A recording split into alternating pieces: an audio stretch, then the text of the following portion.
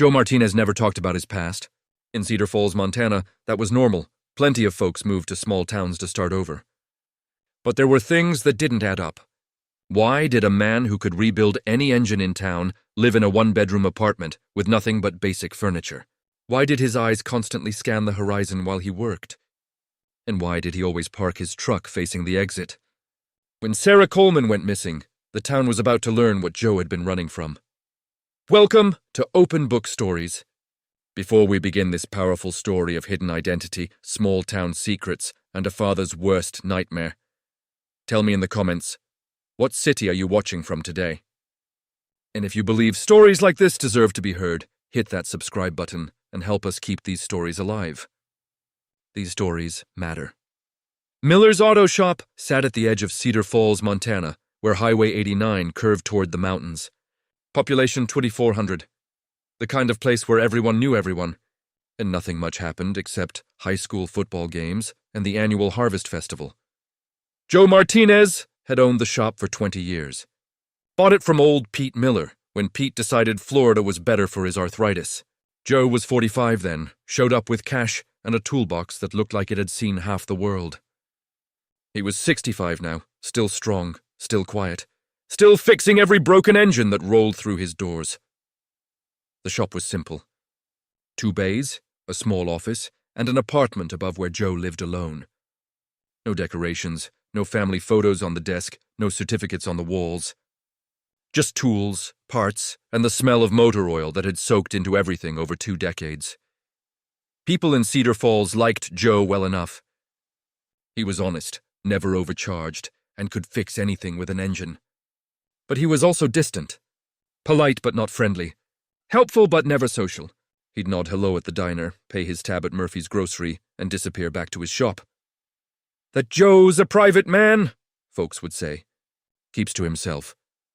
What they didn't say, but noticed, were the little things that didn't quite fit, like how Joe's hands moved. Sure, they were mechanic's hands, scarred, calloused, permanently stained with grease. But when he reached for a tool, there was no fumbling, no searching. Every movement was precise, economical. Military precise, or how he positioned himself. Joe never sat with his back to a door. In the diner, he'd take the corner booth facing the entrance. In the grocery store, he'd position his cart so he could see both ends of the aisle. And his truck, a battered Ford F-150, was always parked facing out, keys in the ignition.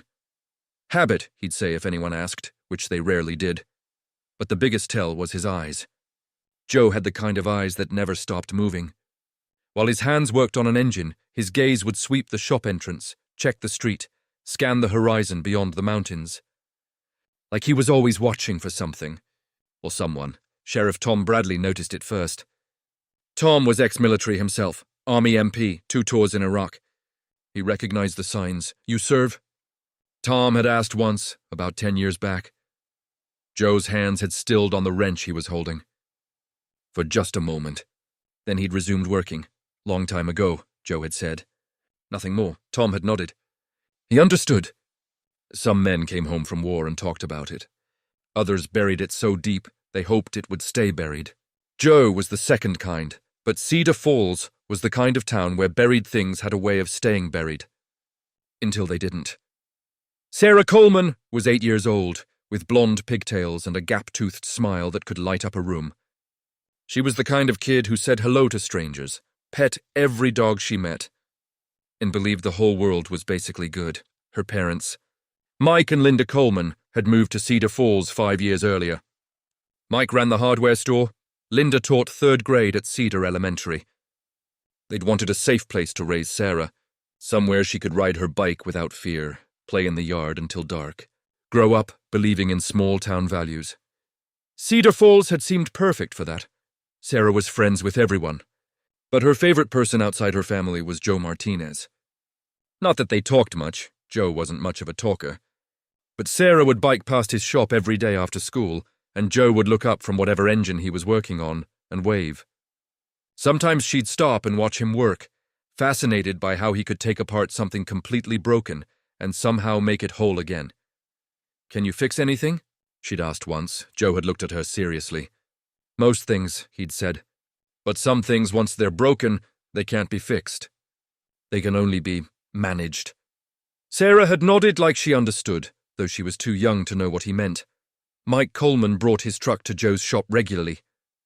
Not because it needed much work, it was only 3 years old, but because Joe's prices were fair and his work was solid. Over the years, Mike had tried to draw Joe into conversation. Talk about the weather, the town council meetings, Sarah's school activities. Joe would listen politely, nod in the right places, but never really engage. Mike figured he was just shy. Linda Coleman was more observant. She'd noticed how Joe's demeanor changed slightly when Sarah was around. Not warmer exactly, but protective. Like he was keeping watch without being obvious about it. He's a good man, Linda had told Mike once. Quiet but good.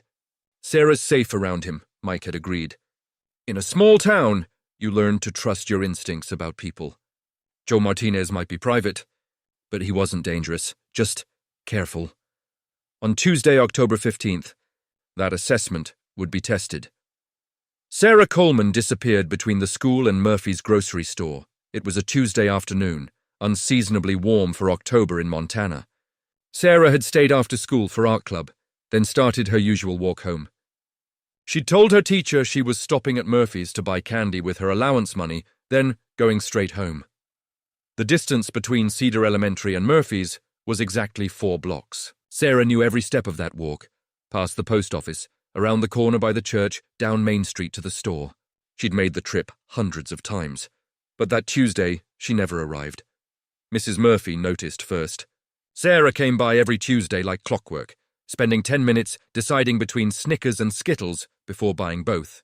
When 4:30 came and went with no Sarah, Mrs. Murphy called the school called Linda Coleman. Linda called Mike by 5 p.m.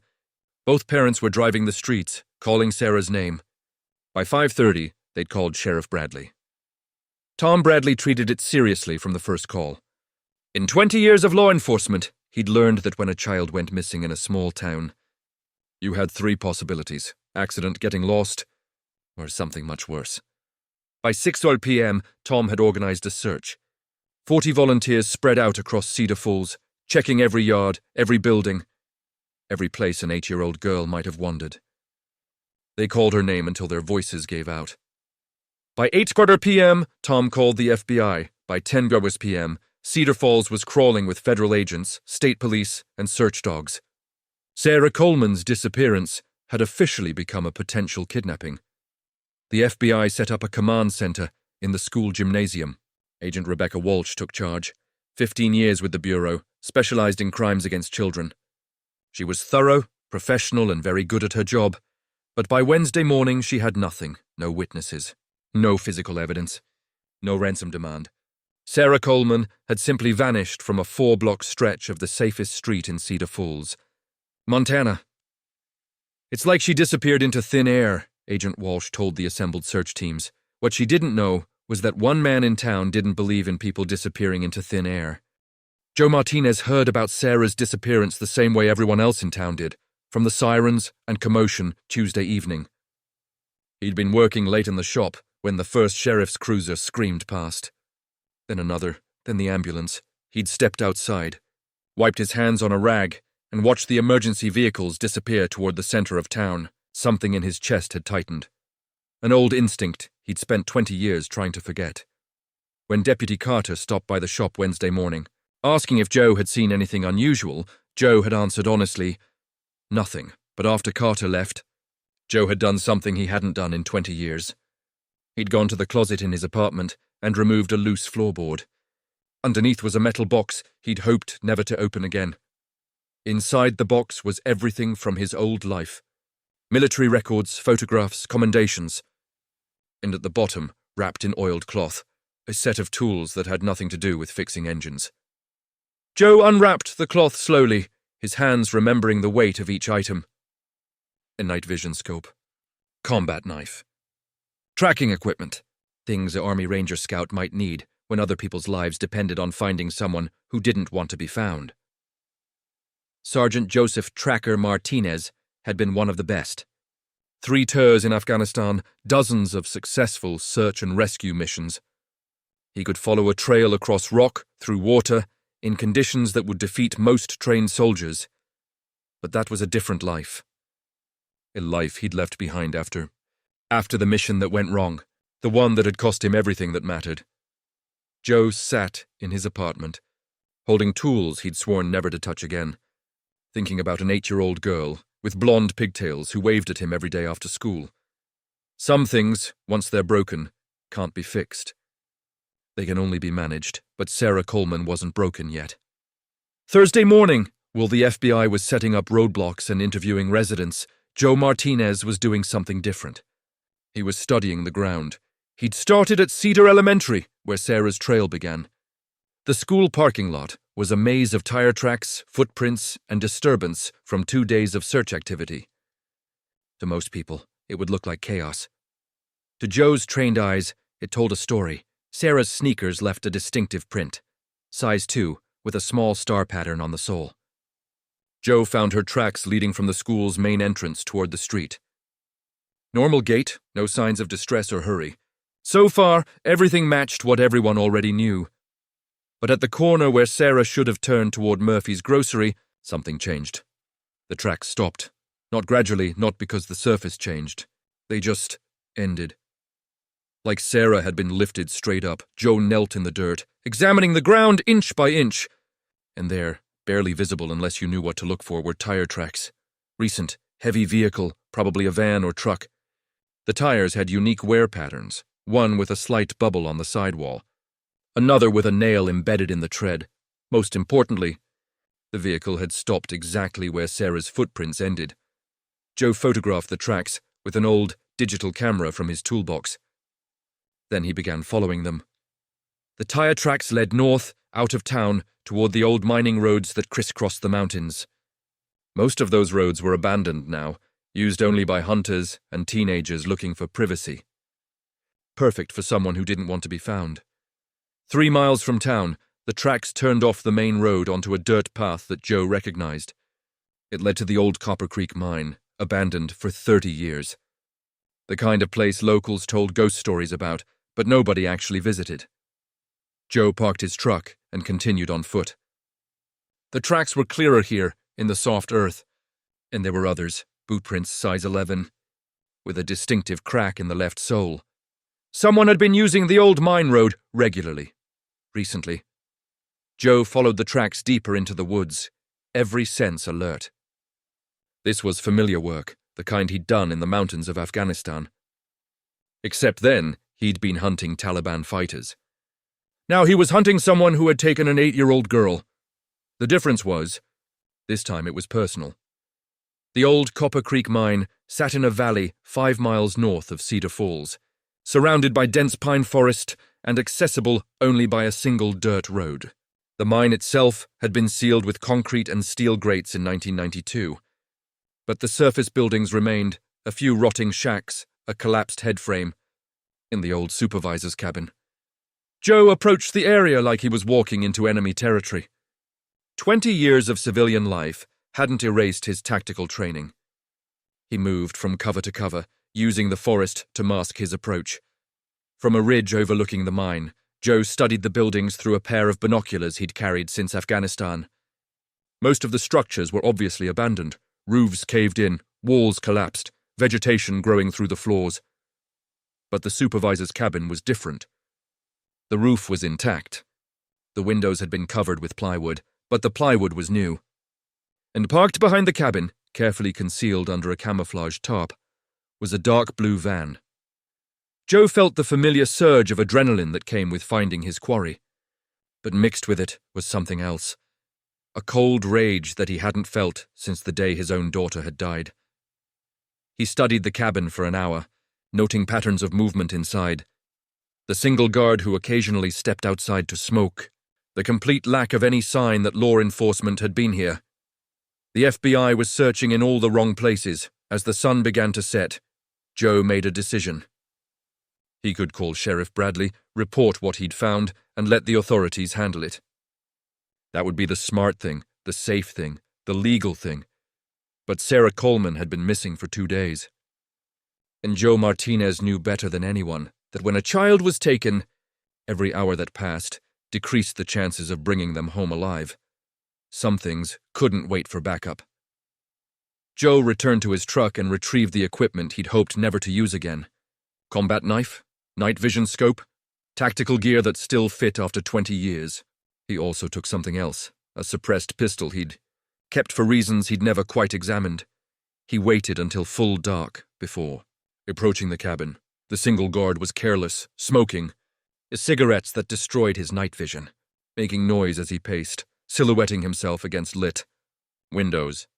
Sloppy, Joe had seen better. Discipline from weekend hunters. Moving through the forest was like riding a bicycle, muscle memory that came flooding back despite 2 decades of disuse. Joe positioned himself behind the cabin, found a window with a gap in the plywood covering, and peered inside. What he saw made his blood freeze. Sarah Coleman was there, tied to a chair in what had once been the cabin's living room. She was alive, conscious, and appeared unharmed. But she was terrified, tears streaming down her face as she stared at a man Joe didn't recognize. Mid-30s, bearded, pacing back and forth while talking on a cell phone. No, she's fine. Tomorrow night, like we agreed. Nobody follows the instructions, she disappears forever. Ransom demand. Which meant this wasn't random. Someone had specifically targeted the Coleman family. Joe counted 3 men total. The guard outside, the one on the phone, and a third who appeared to be sleeping in the back room. Amateur operation, but dangerous because of their carelessness.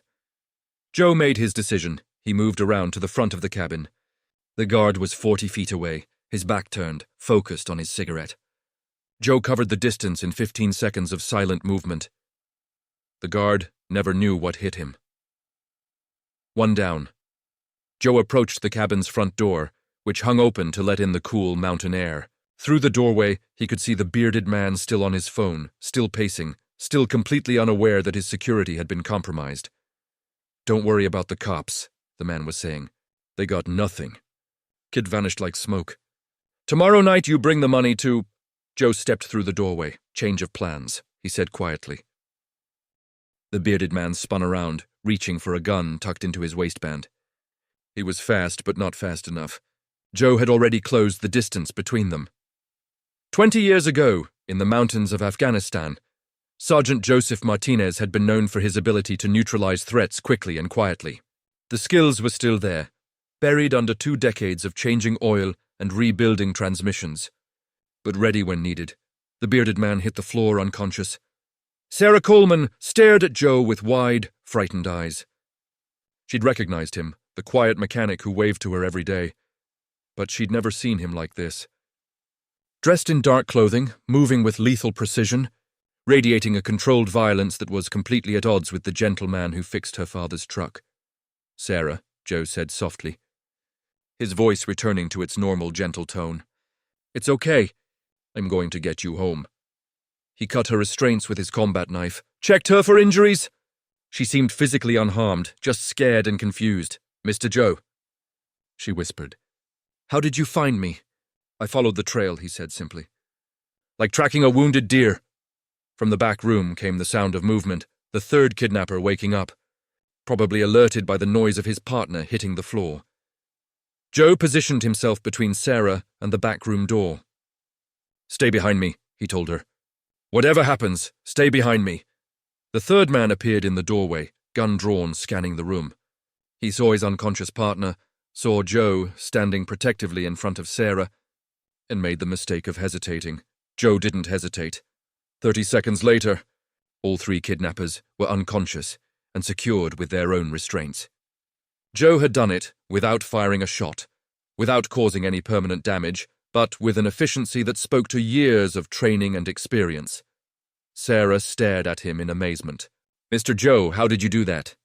Joe knelt down to her level, his expression gentle again. "I used to be a soldier," he said. "A long time ago. But that's not important now.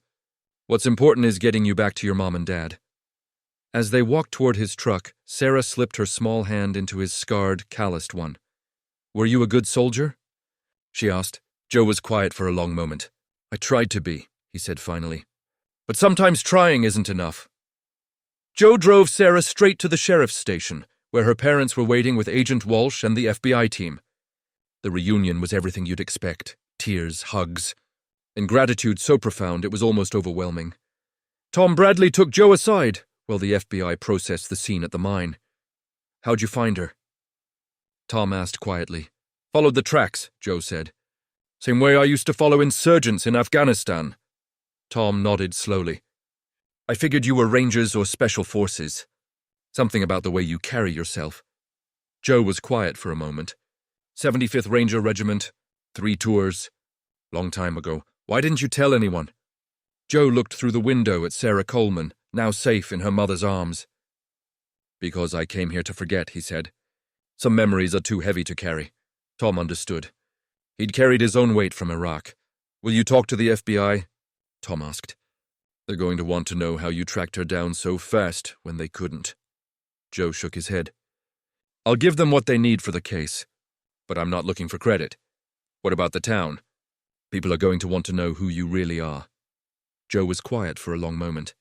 "I'm the guy who fixes their trucks," he said finally. That's all they need to know. But Tom knew it wouldn't be that simple. Not in a town like Cedar Falls. The story hit the local news first, then the regional papers, then national media. Small-town mechanic rescues kidnapped girl was too good a story for journalists to ignore.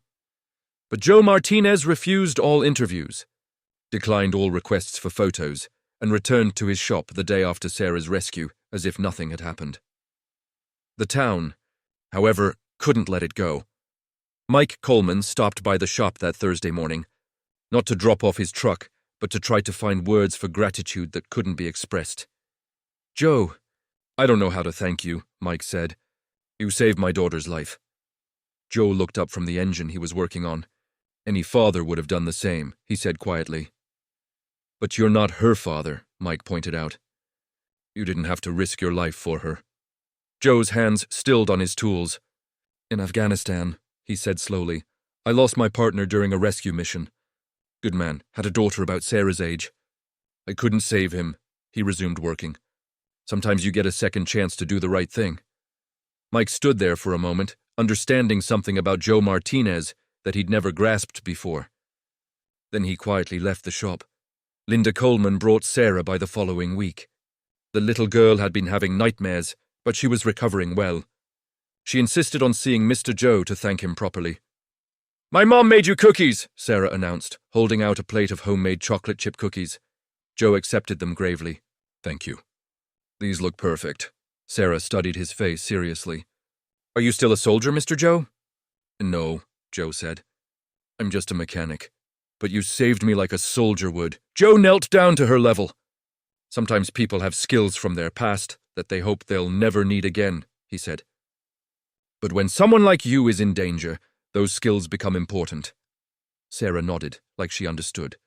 "Will you teach me to track things?" Joe smiled, a rare expression that transformed his usually serious face. "How about I teach you to change oil in your dad's truck instead? That's a more useful skill for everyday life."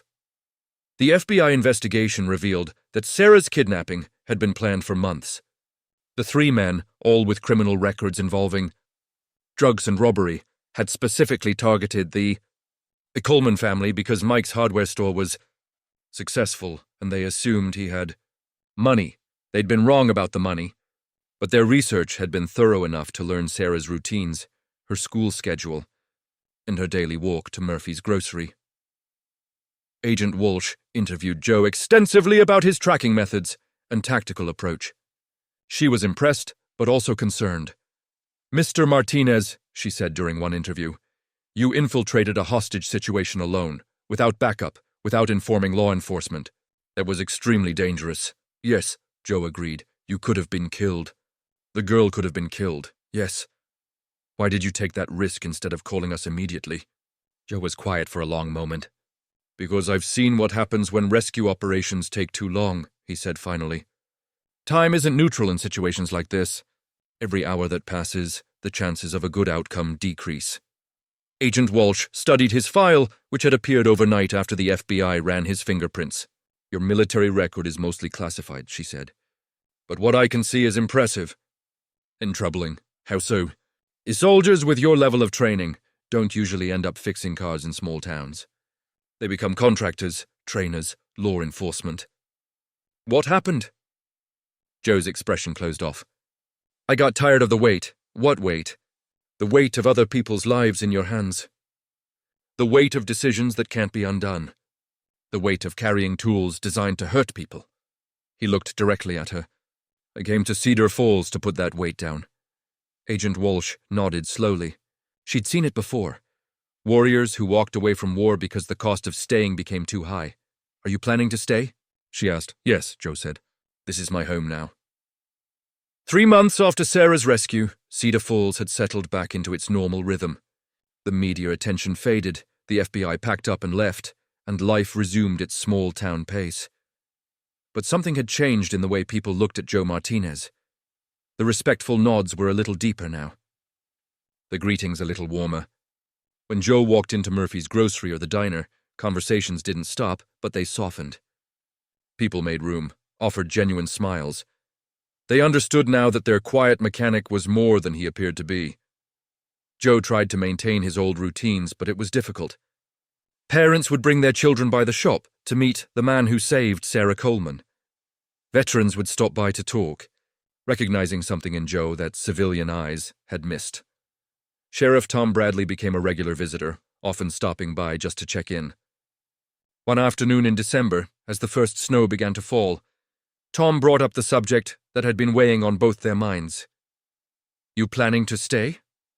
Tom asked. That's what I told the FBI, Joe replied. I meant really stay, not just hiding here until something else forces you to move on. Joe set down his tools and looked at Tom directly. For 20 years I've been running from who I used to be, he said. Thought if I got far enough away, lived quiet enough, that part of me would just disappear. But it didn't. No, it just went to sleep. And when Sarah needed help, it woke up, Tom nodded. So what now? Joe was quiet for a long moment, looking out at the snow beginning to cover Cedar Falls. Now I stop running, he said finally. This is my town. These are my people. If they need protecting, I protect them. Even if it means admitting who you really are. I'm Joe Martinez, he said firmly. I fix trucks, I live alone, and I keep to myself. But if someone threatens my neighbors, they'll find out what else I am. Tom smiled. I think Cedar Falls can live with that. Spring came early to Cedar Falls that year. Joe Martinez was working in his shop when Sarah Coleman rode her bike past, same as she had every day for months before her kidnapping. But now she always stopped to wave, and Joe always waved back. Hi, Mr. Joe. She called out. Mom says to tell you Sunday dinner is at 6 if you want to come. Joe considered this. For 20 years, he'd eaten alone, kept to himself, maintained the isolation that had kept his past buried. But Sarah Coleman was growing up, and Linda Coleman made the best pot roast in town. And Mike Coleman had become something close to a friend. Tell your mom I'll bring dessert, Joe called back. Sarah beamed. Ice cream? Ice cream, Joe confirmed. As Sarah pedaled away, Tom Bradley's patrol car pulled up to the shop.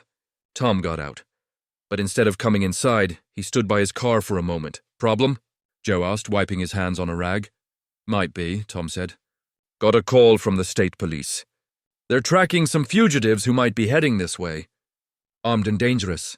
Thought you should know, Joe nodded. How many? 4. Escaped from a prison transport yesterday. Could be anywhere between here and Billings. Joe looked at his shop, at the town beyond, at the mountains that surrounded Cedar Falls like protective walls. For 20 years, those mountains had been his refuge. Now they were something else, boundaries he was prepared to defend. I'll keep an eye out, Joe said. Tom smiled grimly. I figured you would. As Tom drove away, Joe went back to work. But part of his attention was elsewhere now, scanning the horizon, listening for unusual sounds. Watching for signs that didn't belong, Sergeant Joseph Tracker Martinez was still there, under the surface, ready when needed. But he was no longer separate from Joe the mechanic. They were the same person now, a man who fixed broken things and protected the people he cared about. Some things, once broken, couldn't be fixed.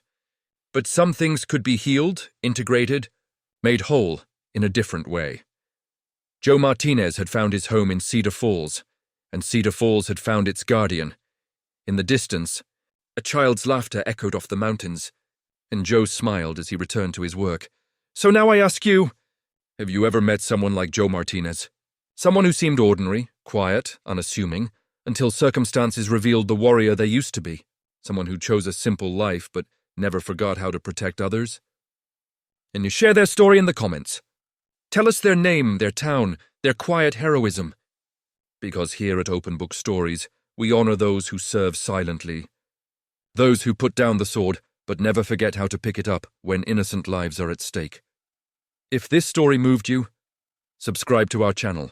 We publish stories every week about ordinary people who are extraordinary when it matters most. These are the stories that remind us heroes don't always wear uniforms. Sometimes they wear work clothes and carry toolboxes. We'll see you in the next story. And until then, if you meet a quiet mechanic, a reserved shopkeeper, or any person who keeps to themselves but watches the horizon, remember, you might be standing next to someone who once stood between others and danger. The best guardians are often the ones you never see coming.